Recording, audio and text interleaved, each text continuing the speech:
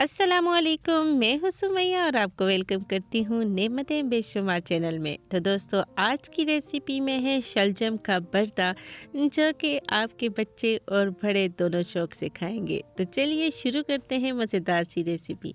यहाँ पे सबसे पहले मैंने अच्छी तरह से काट के यहाँ पे बॉईल करने के लिए शलजम को रख दिया और अच्छी तरह से इसे बॉईल कर लिया। अभी यहाँ पे मैंने ले ली है डंडा दोरी। आपके पास चॉपर है तो आप चॉपर में भी इसे चॉप कर सकती हैं।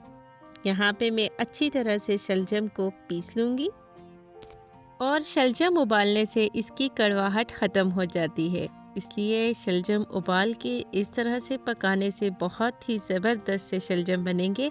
और इसमें जो ख़ास चीज़ हमने ऐड करनी है, आप देखिएगा, बहुत ही लाजवाब जायका होता है उसके साथ इस रेसिपी में।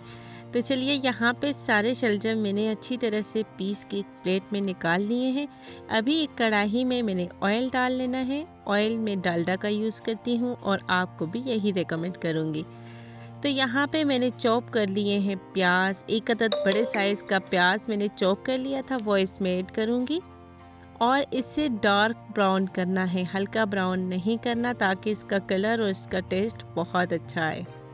तो यहाँ पे अच्छी तरह से हो चुके हैं प्याज ब्राउन। अभी इसमें मैं ऐड करूँगी अदरक लहसुन का पेस्ट, हरी मिर्ची। अच्छी तरह से इसे भूनने के बाद इसमें ऐड कर दूँगी चॉप हुए हुए टमाटर। 2 अदद मेरे पास चॉप हुए हुए टमाटर हैं। अच्छी तरह से इसे मिक्स करने के बाद आपने बहुत अच्छी तरह से इसे भून लेना है। इसके बाद मैं इसमें डालूँगी खुश्क मसालेजात, वो आपने ज़रूर देखने हैं। यहाँ पे 1 चम्मच में भर के डालूँगी नमक का। इसके बाद हल्दी डाल रही हूँ, लाल मिर्ची, सालन मसाला, सफ़ेद ज़ीरा और इसके बाद ऐड करना है हमने इसमें धनिया पाउडर भी। पहले इन चीज़ों को हमने भून लेना है और धनिया पाउडर के बाद यहाँ पे मैं डालूँगी चिकन पाउडर। चिकन पाउडर से इसका टेस्ट बहुत अच्छा आता है, खाने को भी दिल करता है। तो अच्छी तरह से भून लेने के बाद जो कि मैंने पीस लिए थे शलजम, इसमें ऐड कर दूँगी। अच्छी तरह से इसे मिक्स कर लूँगी।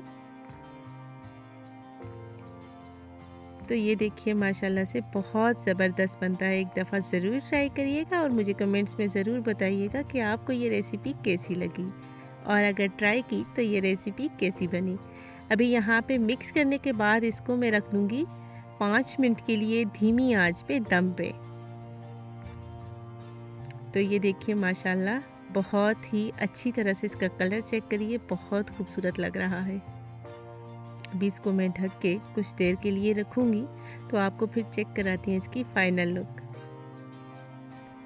तो यहाँ पे अगर आपको रेसिपी पसंद आई तो मेरी चैनल नेमतें बेशुमार को ज़रूर सब्सक्राइब करिएगा। आपकी तरफ से प्यार होता है, मोहब्बत होती है और मेरी हौसला अफजाई भी होती है।